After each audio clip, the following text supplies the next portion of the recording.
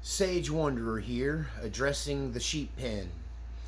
So, a week ago, I delivered a sermon on how to build a hedge of thorns of protection, a ring of fire of God's protection around you, how to extend it to your extended family, how to teach them, and the importance of teaching them to build their own protection against the demonic. And I suffered backlash from this sermon, and all I can say is that you're over the target when you receive flack, right? After I delivered that sermon, all hell broke loose in the lives of nearly everyone I love that does not already have this established ring of fire. So my sister's okay. I'm personally okay. But everybody I love has come under an immediate demonic attack. That one group of loved ones, a child got assaulted at a family gathering, and a melee broke out, and a riot broke out over it, and it was horribly traumatic for all of them. And at least one of them is probably going to go to jail. They didn't get arrested. They got out ahead of the cops, the one that hit the baby. And so that whole thing happened, tore their lives apart. My mother nearly died in a completely unrelated area in Oregon. She got to death's door, and I got calls that this is it. She's going home to be with the Lord. And I made a prophetic statement that my mother is going nowhere until Jesus returns, or until she gives up on that idea, because she's waited her whole life for the second coming, and she's not going to miss it because of a massive infection. But she got a massive infection, had to have emergency surgery. Everyone thought she was a goner, and I made a prophetic statement. I said, she's going to get a round of antibiotics after this surgery. She's going to bounce back overnight and want to go home so she can get back to her job. Yes, my mother's still working at 91 because she wants to. She's just tough as nails. Everyone had written her off as dead, and I got word from the family yesterday. But the combination of these events, this chaos that erupted around everyone I know that hasn't already established that ring of fire and hedge of thorns of protection for themselves, that the devil just went after them because of that sermon. What was so important about that sermon? You know, our whole world right now is wrestling with control. The devil's trying to control the entire world. In times past, there was 5% of the people that were evil and had sold their soul to the devil, and 95% of people were good. And in my lifetime, that has come down to about 50-50. And I've said before on this channel, if we don't do something as prayer warriors, if we don't do something as spiritual warriors, if we don't take up the armor of God and fight against the devil and build these rings of fire and hedge of thorns of protection around our families, if we don't circle the wagons, if we don't organize, if we don't pray, preach and pray, the devil's going to win. We're in a pitched battle right now. It's reflected in every area of society.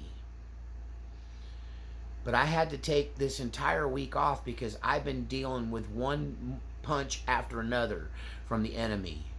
But like I've told you when I preached that sermon, the devil can't touch me. So he's gone after everyone I love and care about. And it's been traumatic. And the people that were staying here because of everything that's happened in their life are not here right now. I hope they might come back. But right now, they've all scattered to the wind and taken little man and Jazzy with them. And so, yeah. I took a 1-2 punch, not directly, but through the people I love, just like I explained. And I should have known it would happen. I was praying against it. I expected it. It was just way bigger than I expected it. It was just way more dramatic than I expected it. I didn't expect it to explode like this. with everyone. The only one that's untouched by this is my sister, because she has her own ring of fire and hedge of thorns that she maintains around her and her family. And if we don't all learn to do this, the devil can reach out and touch you nowadays anytime he wants. He can just reach out and turn your life upside down. He can make you the victim of a violent crime of opportunity. He can make you, the things the devil can do to you if you don't have that protection are innumerable, because there's no greater protection in the world.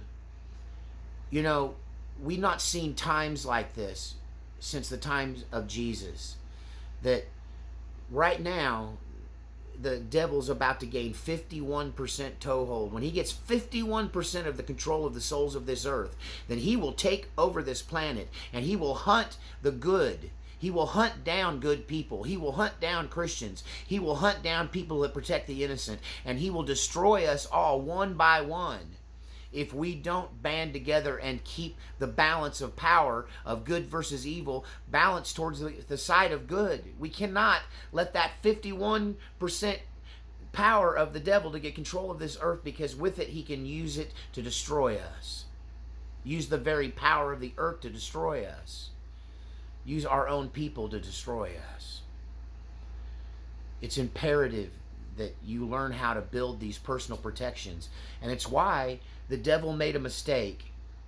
The devil made a mistake in coming after the people I love, because the reverse of what he wanted to happen is going to happen. Yes, he got a temporary win. I lost an entire week of work between all of these outside forces coming against me and against these other people. Not me. I'm gold, right? I'm in God's protection. And it's because I maintain that level of protection. And as much as I tried to put it around the people that I love, they are not yet able to have their own level of protection. They've not built their own ring of fire of protection. They've not learned to do their own praying. And I'm not going to quit praying this, because it's not just possible. It's the only thing we can do. If we do not build up a response to this demonic takeover in our country and in the planet worldwide, if we don't stand up against evil, and not by starting a war, not by putting more armed people and policemen on the street. I mean, yes, there's benefits to some degree of a physical response, but there better first be a spiritual one. That any physical attempt to stop the devil is just going to add to the mayhem. It's just going to add to the destruction. Just like that little kid getting hit in this situation I was talking about was awful, right? But their beatdown of the person who did it turned into a multi-person riot, a genuine bona fide rumble. Like, I've never seen anything like it. I wasn't going to try to break it up, and all I did was scoop up little man and get him out of there and call the popo. Right? And then once the police were called, they all scattered to the wind. And it was a crazy event, right? And so, if you're going to fight the devil, be prepared for the devil to try to destroy you. If you follow the instructions of this channel, you can defend yourself. Defending other people who are not partnering with you and defending themselves spiritually, they're going to be vulnerable. But this is a war. And if we don't stand up and defend our planet, the devil's going to take it over. So I'm going to continue preaching on this. I'm going to develop this. I've been incapacitated for a whole week, but the smoke was cleared. My mom's going to get out of the hospital. As much as I miss those folks, they're off figuring things out for themselves, and I've got the place to myself right now, and I'm going to try to get refocused to continue to deliver content for this channel and continue to do what I can to kick the devil in the teeth and put an end to this demonic onslaught. We have to fight and push it back. We have to push it back, push them back, push them way back. Push them back. That's what we have to do. We have to push back the powers of darkness. And this is the method. By developing personal self-defense against the demonic and then spreading that. So making it spread like a virus. Make it spread like joy. Right? We have to destroy the works of the devil, and we're going to do it one soul at a time. And I'm going to continue to teach you how to do this, but know, for every step you take, there's going to be a counter attack, and you have to be ready for it. But if you have your defenses up, you can be untouchable. But it's harder to protect those around you. But that can be done as well. And we have to work at it. We have to build it. We have to build a network. We have to build a spiritual militia of prayer warriors. When World War II broke out, yes, we know what the men of America did, how they gave their lives to push back fascism. But what we fail to recognize is that what really won that war was a network of prayer warriors. Mothers praying for children, wives praying for husbands, children praying for their parents. Right? Old men praying for their children, for their sons and grandsons, praying against that great evil of fascism. It was a prayer warrior. It was prayer warriors that won that war as much as it was a physical war to defeat fascism. We can't defeat the devil like that right now because we are weak. You know, Christians are the tip of the spear in the spiritual warfare. We're at the head of this fight, but the tip of the spear has become dull because we don't pray anymore. I encourage you to pray. And I encourage you to build your spiritual self-defenses. Put on the full armor of God, so you can stand in that evil day. And one thing I can tell you, these days are about as evil as it gets, and it's just getting worse. So that's the future of this channel. We're going to talk about and expose how it's getting worse, what's going on in the physical realm, spiritual answers for it, political answers for it. We have to respond to this demonic onslaught. It's gone beyond just the exorcist being overwhelmed now. It's in the headlines. If you listen to anything except those stupid propaganda channels that they call news these days, if you go out and find real news, you'll see the devil's on a rampage, roaring hunting people like a roaring lion, destroying lives, tearing people apart, because he seeks to get control of this earth. And when he does, everything good will be hunted until there's nothing left of it. We can't let the devil get control. We have to turn the tide. And we do this through spiritual warfare. And I'm going to continue to preach on this channel, spiritual warfare. But I'm kind of wounded right now, and I need a break.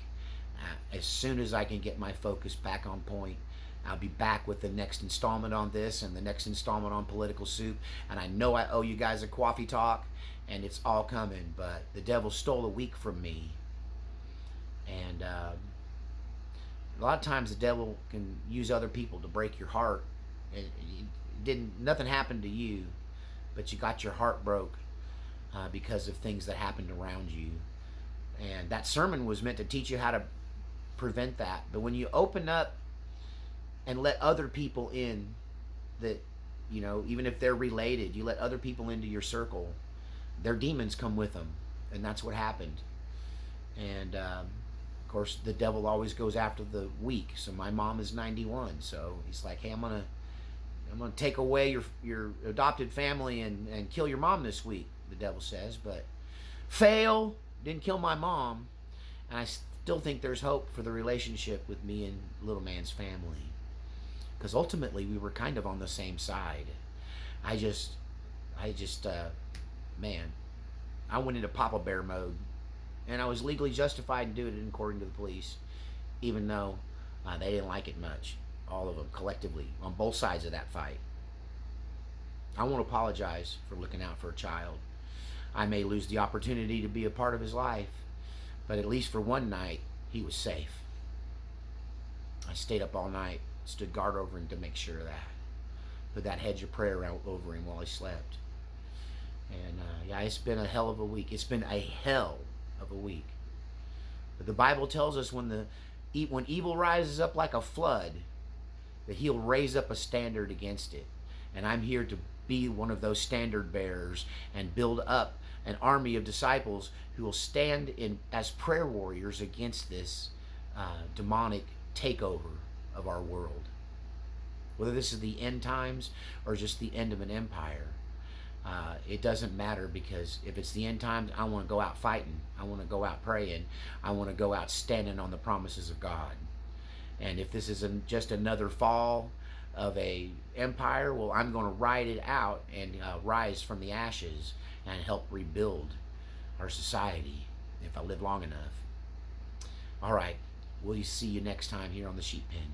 Don't forget to support the channel. Even though I'm having struggles, more than ever, I need help financially to pay the bills around here. So please keep your offerings coming, and I'm going to be back in the saddle as soon as I can. All right, we'll see you next time.